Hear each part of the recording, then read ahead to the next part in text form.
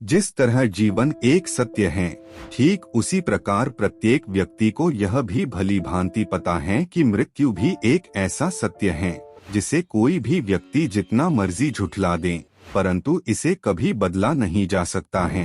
कहने का अर्थ यह है कि जिसने भी इस पृथ्वी पर जन्म लिया है, उसे एक न एक दिन अपने प्राणों को त्यागना ही पड़ता है। इसके बारे में हम में से बहुत से लोगों ने कई बार अपने बड़े बुजुर्गों से कहते सुना होगा कि मृत्यु के बाद मनुष्य के शरीर की आत्मा 13 दिनों तक अपने घर में रहती है। मगर ऐसा क्यों होता है?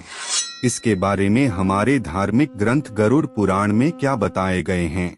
आखिर क्यों मृतक शरीर की आत्मा 13 दिनों तक अपने घर में क्यों भटकती रहती है?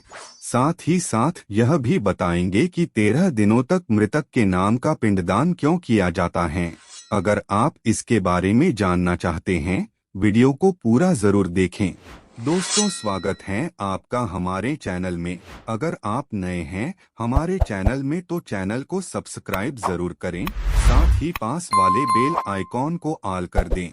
मित्रों, आपको बता दें कि गरुड़ पुराण में इसके बारे में क्या बताए गए हैं। गरुड़ पुराण एक ऐसा ग्रंथ है जिसमें मृत्यु के बाद होने वाली स्थिति के बारे में विस्तार से बताए गए हैं। आज हम गरुड़ पुराण के अनुसार बताने जा रहे हैं कि जब किसी व्यक्ति की मृत्यु होती है तो यमराज के यमदूत उसे अपने साथ यमलोक ले जाते हैं। यहाँ पर उसके अच्छे और बुरे कर्मों का हिसाब होता है और फिर 24 घंटे के अंदर यमदूत उस प्राणी की आत्मा को वापस उसी घर छोड़ जाते हैं। यमदूत के द्वारा आत्मा को वापस छोड़ जाने के बाद मृतक की आत्मा अपने परिजनों के बीच भटकती रहती है और अपने परिजनों को पुकारती रहती है, लेकिन उसकी आवाज को कोई नहीं सुन पाता है।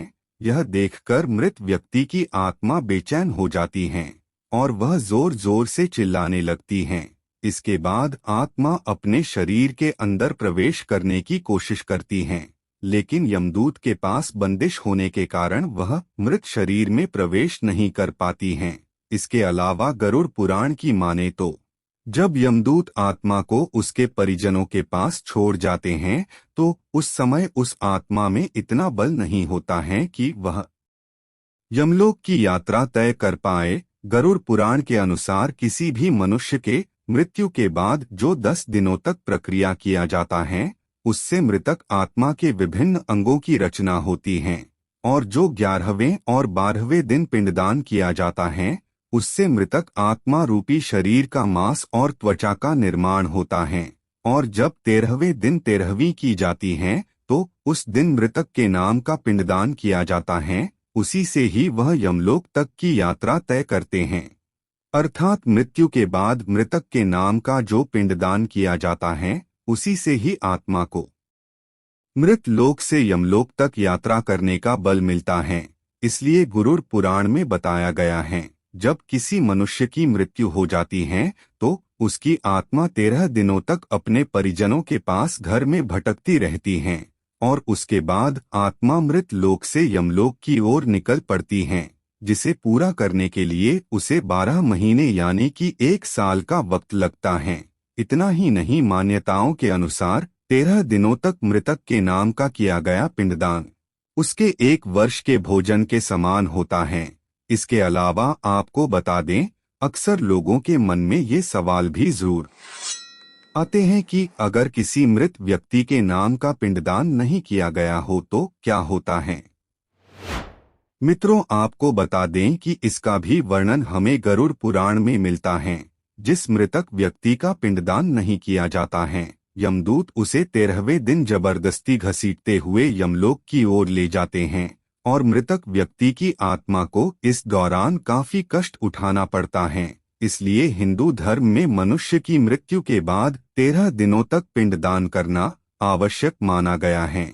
इसके अलावा आपको बता दें कि 13वें दिन परिजनों के द्वारा मृतक व्यक्ति के नाम का जो भोज करवाया जाता है, अगर वह कर्ज लेकर किया जाए तो इससे मृत व्यक्ति की आत्मा को शांति नहीं मिलती है।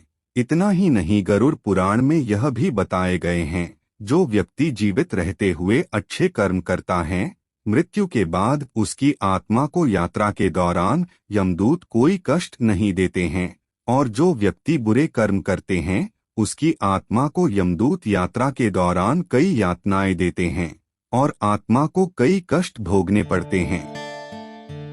दोस्तों, यह जानकारी अच्छी लगी हो तो वीडियो को लाइक करें, साथ ही अपने दोस्तों के साथ शेयर जरूर करें। अगर किसी प्रकार का सुझाव हो तो आप हमें कमेंट के माध्यम से बता सकते हैं। धन्यवाद।